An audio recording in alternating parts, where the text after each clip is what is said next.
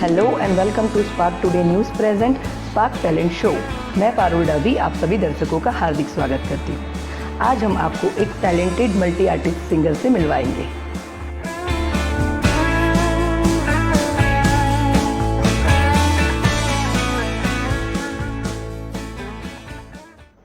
Hello, hi, welcome to spark talent show. Thank you so much. आपके बारे में हमारे दर्शकों को बता दीजिए। My name is Sweety Makwana, I am from Vadodara.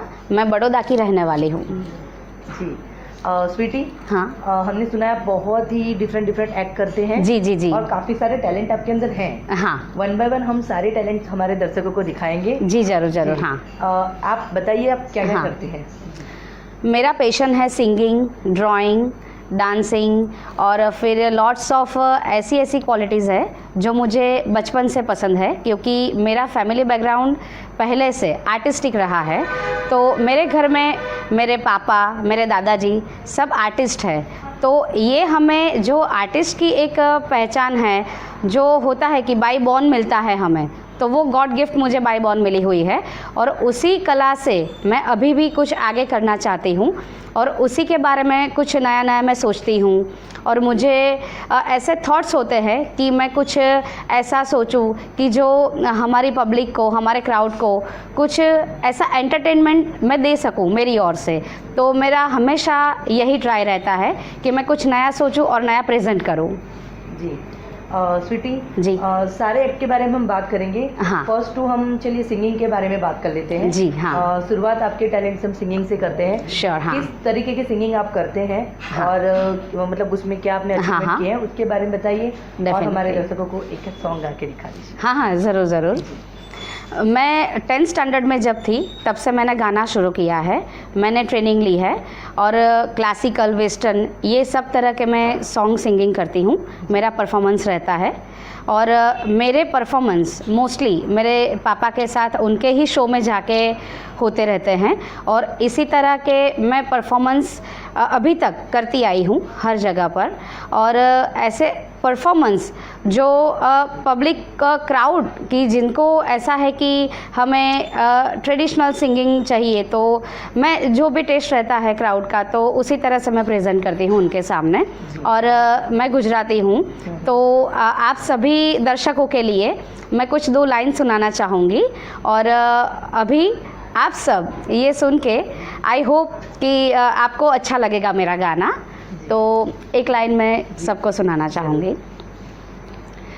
નયન ને બંધ રાખીને મેં જ્યારે તમને જોયા છે, નયન ને બંધ રાખીને મેં જ્યારે તમને જોયા છે, તમે છો એના કરતાં પણ વધારે તમને જોયા છે, નયન ને બંધ રાખીને। Thank you. इसी तरह के मेरे बहुत सारे गुजराती गाने रहते हैं, हिंदी परफॉर्मेंसेस रहते हैं। तो मेरा यही परफॉर्मेंस है और मैं ऐसा सोच रही हूँ कि मैं आगे भी ऐसे ही अच्छे परफॉर्मेंस सबको प्रेजेंट करती रहूँ। हाँ, जैसे कि आपने बोला है कि आपके पापा के साथ आप काम करते हैं। हाँ जी, तो थोड़ा बताइए कि किस तरीके से आप उनके साथ भी वर्क करते हैं और उन्होंने आपको कैसे प्रेरणा दी है। मेरे पापा की ओर से मुझे बचपन से बहुत इंस्पिरेशन मिला है और बचपन से मैं उनके पास से बहुत सारी ऐसी आर्टिस्टिक कला है, आर्ट है, तो मैं बहुत उनकी ओर से इंस्पिरेशन लेती रहती हूँ और अभी तक लेती आई हूँ और आगे भी मैं लेती ही रहूँगी, क्योंकि मेरे पापा के पास इतनी सारी आर्ट जो है। तो मैं ऐसा सोच रही हूँ कि उनके पास से मैं हर टाइम कुछ नया मैं सीखूँ। मेरे पापा ने मुझे एक मैजिक की जो ट्रिक थी, मैं बहुत स्पेशल ट्रिक है वो, और उन्होंने मुझे सिखाई है। तो वो है ड्रेस चेंजिंग की एक आइटम है जो उन्होंने ये आइटम जो है वो मेरे पापा ने ही क्रिएट की है।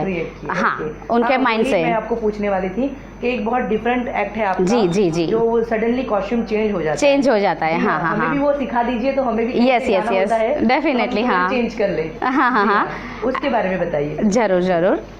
एक आइटम है ड्रेस चेंजिंग, जो मेरे फादर ने क्रिएट किया है। उसमें रहता है कि अगर अभी इन शॉर्टली नवरात्र शुरू होने वाला है, और उसमें ये रहता है कि जिन लोगों ने ट्रेडिशनल वियर है, जो चनिया चोली पहन के हम खेलने के लिए जाते हैं, तो मोस्टली हर जगह पर वो गर्ल एज अ गर्ल वो फ्री रहता है, एंट्री फ्री रहती है।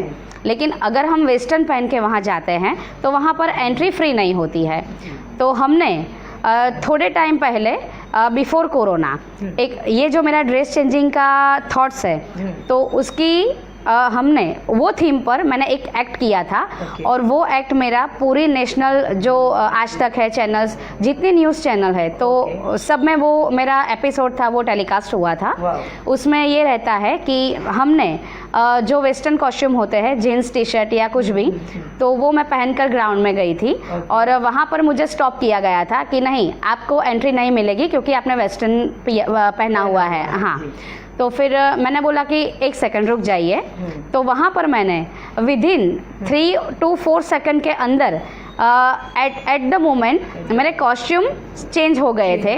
तो ये था मेरा एक्ट। तो वो लोग भी ऐसे सोच रहे थे कि ये कैसे हो गया एकदम से। तो वो भी ऐसा सोच रहे थे कि वाह, ये कुछ नया है। तो ये उनको ये कॉन्सेप्ट मेरा बहुत नया लगा था। और ये जो है वो बहुत कम सेकंड में, कम मिनट्स में ये कॉस्ट्यूम चेंज का जो मेरा एक्ट रहता है, ये मैं हमारे शो में भी प्रेजेंट करती हूँ। और ये मेरी स्पेशलिटी है, ये आइटम जो है वो मेरी स्पेशलिटी है। और वो हमेशा मुझे लगता है कि नहीं, ये एक्ट मुझे दिखाना है, तो वो मैं प्रेजेंट करती हूँ। और मेरे पापा ने जो ये आइटम किया है कि ये बहुत जो क्राउड है उनको बहुत अच्छा लगता है, वो सब लोग लाइक करते हैं। तो ये सबकी ओर से मैं ऐसा ही कहना चाहूँगी कि अगर आप कहीं पर जा रहे हो और ये आपको भी अगर ट्राई करना है सपोज़, तो ये थोड़ा आप डिफरेंट मोमेंट यूज़ कर सकते हो कहीं पर जाकर। हाँ जी, बहुत अच्छी बात है कि आपके पापा भी बहुत अच्छे आर्टिस्ट हैं और वो हमारे शो पे आ ही चुके हैं। उनकी ही बेटी है ये। हमारे जो भी दर्शक हैं वो भी आपको बहुत सारा प्यार देंगे। जी, और भी आप जो अलग अलग एक्ट करती हैं, कुछ मैंने सुना है मेहंदी बहुत अच्छी बनाते हैं आप। जी, मेरा वर्क है मेहंदी वर्क।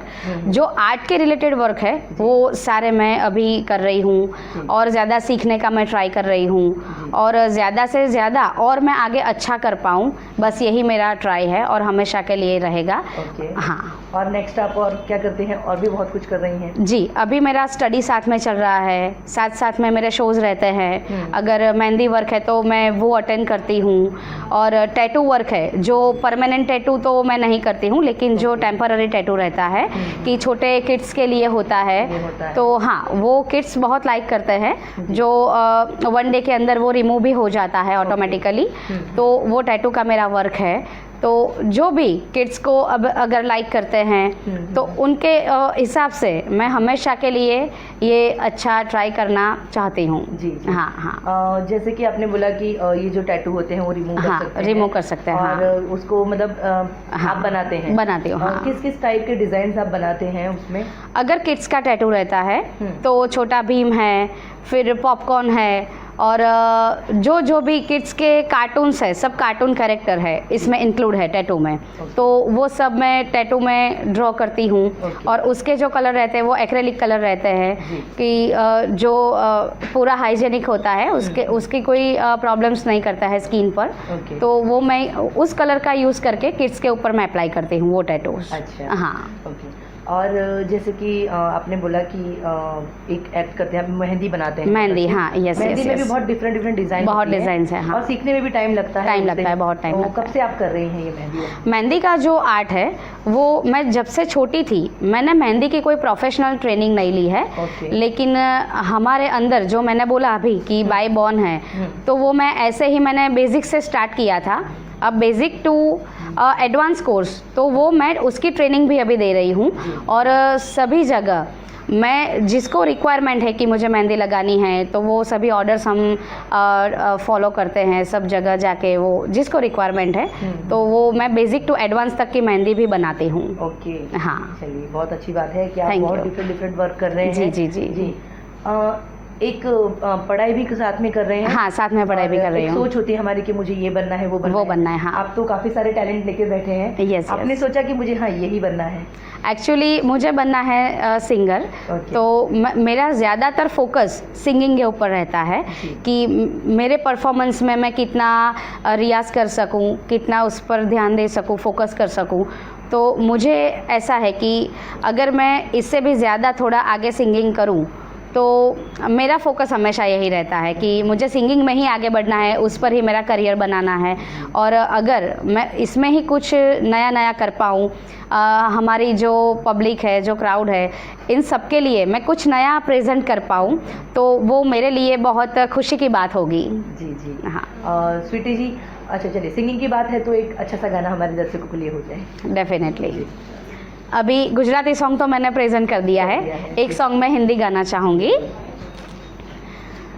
ऐसे लहरा के तू रूबरू आ गई, ऐसे लहरा के तू रूबरू आ गई, धड़कने बेतहाशा तड़पने लगी, धड़कने बेतहाशा तड़पने लगी, तीर ऐसा लगा दर्द ऐसा जगा, तीर ऐसा लगा दर्द ऐसा जगा, चोट दिल पे वो खाई मज़ा आ गया, मेरे रश के कमर,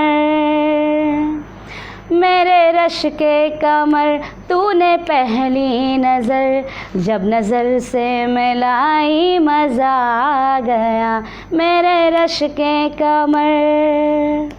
thank you so much, thank you हमें भी बहुत मज़ा आ गया। हमें भी आपका जो आज का हमारी और की जो रिस्पांस है हमारी और आपने हमें इनवाइट किया, स्पार्क न्यूज़ चैनल ने आज हमें इंटरव्यू के लिए इनवाइट किया है, तो मैं आपकी और आपकी पूरी टीम की थैंकफुल हूँ। Thank you so much everyone. और really I am very happy today कि मेरा इंटरव्यू आज मैम ने लिया है और मैं बहुत हैप्पी हूँ। मैं फिर से वंस अगेन आपको थैंक यू कहना चाहूँगी। Thank you so much. हाँ ओके स्वीटी जी, हाँ काफ़ी सारे टैलेंट की बात की हमने। हाँ काफ़ी सारे टैलेंट हमने दर्शकों को दिखाए। हाँ हमारे सारे दर्शक आपके टैलेंट को एंजॉय कर रहे होंगे हाँ और अप्रिशिएट भी कर रहे होंगे। Oh thank you. एक और टैलेंट आपका है, आप हाँ कुछ नेल्स के साथ करती हैं। हाँ हमारे जो नेल्स होते हैं उनको एकदम चेंज कर देते हैं। जी जी जी जी, उसके बारे में थोड़ा बताइए कि किस तरीके से आप नेल्स पे कुछ काम कर रहे हैं। अभी नेल आर्ट को लेकर बहुत सारी गर्ल्स में अभी का बहुत ज़्यादा ट्रेंड है नेल आर्ट का, कि जितने भी गर्ल है, जो यंगस्टर्स है, जो यंग गर्ल्स है, तो सब यही सोचते हैं कि नहीं हमारे नेल पे कुछ नया ड्रॉ करवाए, हमारे नेल आर्ट पर कुछ और अच्छा सा हो सके कुछ। तो मेरा एक भी और वर्क है जो नेल आर्ट बोलते हैं जिसको, और अभी ज़्यादा उसका ट्रेंड चल रहा है। जी हाँ। तो मेरे पास नए उसमें भी प्रॉप्स है कि उसमें नेल आर्ट की वजह से उसको कितना हम अट्रैक्टिव बना सकते हैं, नेल कितने अच्छे हमारे दिखे, तो उसको लेकर भी मैं बहुत पॉजिटिव हूँ। और मैं नई डिज़ाइंस उसमें भी सोचती रहती हूँ कि अभी यंग जो जनरेशन है तो वो कैसी डिज़ाइन लाइक करेंगे, उनको कैसी नीड है, कैसी रिक्वायरमेंट्स है उनकी। तो मुझे सपोज़ कोई बोलता है आके कि अगर मैरिज है, फंक्शंस है, एंगेजमेंट है और बर्थडे है, तो सब ओकेजनल जो ओकेजन है उसके हिसाब से मैं नेल आर्ट ड्रॉ करती हूँ, नेल आर्ट करती हूँ। तो मेरे पास उसकी बहुत सारे प्रॉप्स हैं, बहुत सारे नेल पेंट्स मैंने लिए हैं कि मैं उसमें ज़्यादा डिफरेंट लुक सबको दे सकूँ, सबको प्रोवाइड कर सकूँ। तो नेल आर्ट का अभी मेरा जो वर्क है वो बहुत ही मुझे अच्छा लग रहा है, क्योंकि ज़्यादातर मुझे नेल आर्ट करना पसंद है। क्योंकि अगर मैं अच्छे से नेल आर्ट करती हूँ, अगर मेरा नेल आर्ट कोई लाइक करता है तो डेफिनेटली वो भी एक मेरा अच्छा रहेगा कि नहीं मेरा जो एक और आर्ट है तो वो सबने लाइक किया है, पसंद किया है, तो वो मेरी ओर से बहुत अच्छी बात है। हाँ, ये नेल्स जैसे मेरे नेल्स तो बढ़ते ही नहीं है। हाँ, तो कुछ जेल पाउडर होता है उससे आप लोग नेल्स बनाते हैं। जी जी जी जी जी। तो उसमें क्या मतलब प्रक्रिया होती है जिससे आप करते हैं इसको नेल्स जी जी, उसमें स्पेशली एक जेल ट्यूब आती है।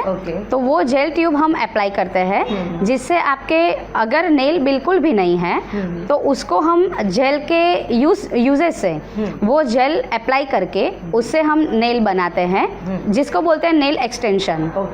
तो वो नेल एक्सटेंशन रहता है कि अगर जिसको भी आपके जैसा प्रॉब्लम है कि जिसको अगर नेल नहीं है तो वो नेल एक्सटेंशन से अपने नेल बढ़ा सकते हैं या वो दिखा सकते हैं। तो वो हम ऐसा ही अप्लाई करते हैं कि वो जेल की यूजेस से उनके नेल बड़े दिखे और उसमें कुछ क्रिएटिव ऐसा किया जाए कि उन लोगों को लगे भाई इट्स ओके, चलो हमारे भी नेल है और अच्छा है और वो सेटिस्फाई है कि तो नहीं। वो नेल में कुछ इंजरी नहीं आती है अगर आप इतना उसको रब करते हैं? हाँ हाँ, और उस पे ये लगाते हैं? हाँ, तो हमारे नेल भी एयर लेते हैं। एयर लेते हैं, तो हाँ। उसमें कुछ प्रॉब्लम नहीं आती है नेल्स को? नहीं, एक्चुअली क्या है कि नेल हमारी ऐसी चीज़ है जो हर टाइम वो बढ़ती रहती है।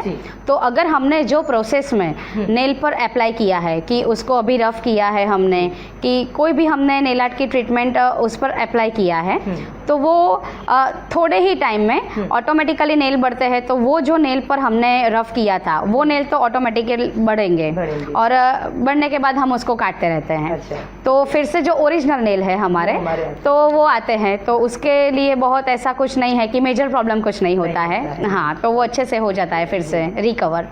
हाँ, चलिए, बहुत अच्छी बात है कि आपके पास इतने सारे टैलेंट हैं जी, और भी टैलेंट आपके पास आए। हम बहुत विश करते हैं कि आपका जो होप है उसमें आप बहुत आगे जाए। Thank you. अपने पापा का, अपनी फैमिली का नाम बहुत रोशन करें। जी, चलिए, अभी बहुत सारी बात हमने की, हम आपका टैलेंट हमने हमारे दर्शकों को दिखाया। हाँ। अभी नवरात्रि आ रही है तो जी आप जी जी, सिंगर हो तो एक अच्छा सा गरबा हो जाए। ज़रूर ज़रूर ज़रूर ज़रूर। आप सभी दर्शकों के लिए और वडोदरा की सब हमारी ओर से जो नवरात्रि लवर है, ये सब के लिए मैं एक सॉन्ग डेडिकेट करना चाहूँगी। गुजराती गाना है, गुजराती गरबा है, तो आप सबके लिए एक गरबा मैं प्रेजेंट करना चाहूँगी। गोरी राधा ने काड़ो कान, गरबे घूमे भूली भान। गोरी राधा ने काड़ो कान, गरबे भूले भूली कान। राधा अनुरूप छे, कानोડાની પ્રીત છે, જગની રીતનું શું કામ। રાધા અનુરૂપ છે, કાનોડાની પ્રીત છે, જગની રીતનું શું કામ। ગોરી રાધાને કાળો કાન, ગરબે ભૂલે ભૂલી કાન। गोरी राधा ने काड़ो कान, गरबे घूमे भूली कान। Thank you so much. Okay Sweety. हाँ, अभी लास्ट क्वेश्चन मेरा ये है जी जी, कि जो भी हमारे दर्शक देख रहे हैं, हाँ, आपके जैसे यंगस्टर देख रहे हैं, हाँ, उनको कोई मोटिवेशन मैसेज दे दीजिए। और एक बात है, हाँ, स्पार्क टैलेंट शो में आके आपका टैलेंट दिखा के आपको कैसा लगा वो भी बताइए। स्पार्क टैलेंट में आके आज मुझे बहुत अच्छा फील हो रहा है कि मेरा टैलेंट मैं स्पार्क चैनल की वजह से आप सबको प्रेजेंट कर पाई हूँ।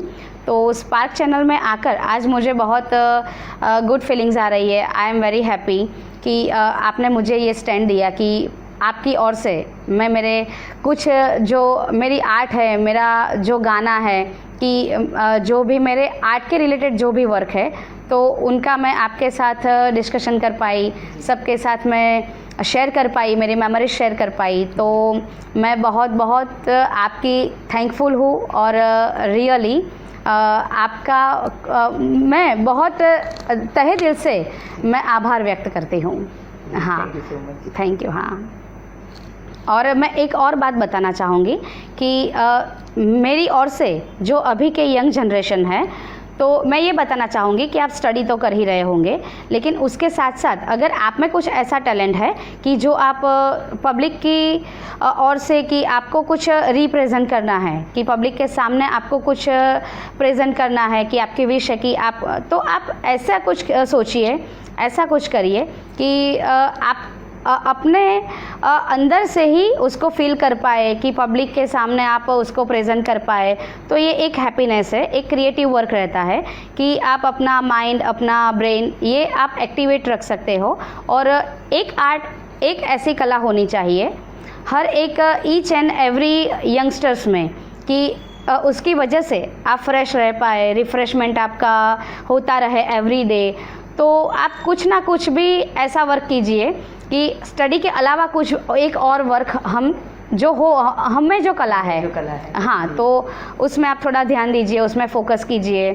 और अगर आप कुछ क्रिएटिव कर सकते हैं तो वो आपके लिए, आपके फ्यूचर के लिए बहुत अच्छा रहेगा और आप बहुत एंजॉय कर पाएंगे अपने वर्क से। या अपने कुछ आर्ट है, अगर भले ही वो वर्क ना हो, वो प्रोफेशनल ना हो, लेकिन आप अपने ही अंदर से वो फील करेंगे तो उससे बहुत खुशी मिलती है। और आप थोड़ा अप टू डेट रहते हैं अपने वर्क में, और सबकी बिजी शेड्यूल रहती है अभी, तो उसमें ज़रूरी है कि आपका एक ऐसा काम हो कि जिससे आपसे खुशी मिले। तो please I request to you कि आप सब अपने कुछ टैलेंट को और आगे बढ़ाइए और उसमें प्लीज़ ध्यान दीजिए, तो वो आपके लिए बहुत अच्छा रहेगा। Thank you so much. Thank you so much. हाँ, तो ये था हमारा आज का टैलेंट। आई होप कि आपने इनके टैलेंट को बहुत अप्रिशिएट किया होगा। आगे भी हम आपके लिए ऐसे टैलेंटेड एपिसोड लेके आते रहेंगे। तब तक स्टे ट्यून विद स्पार्क।